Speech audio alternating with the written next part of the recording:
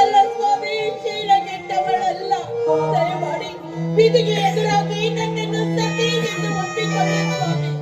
ನನ್ನನ್ನು ಒಪ್ಪಿಕೊಳ್ಳಿ. ನೀನೀಗ ಹೊತ್ತು ಹಂಗಲಾಚಿಕೊಂಡು ನನ್ನ ಕಾಲು ಬಿದ್ದು ಬೇಡಿಕೊಂಡರೂ ನಿನ್ನನ್ನು ಎತ್ತಿ ಹಿಡಿಯುವ ಶಕ್ತಿಯನ್ನು ಕಳೆದುಕೊಂಡಿದ್ದೇನೆ ಗಂಗ. ನಾನೀಗ ಎಲ್ಲ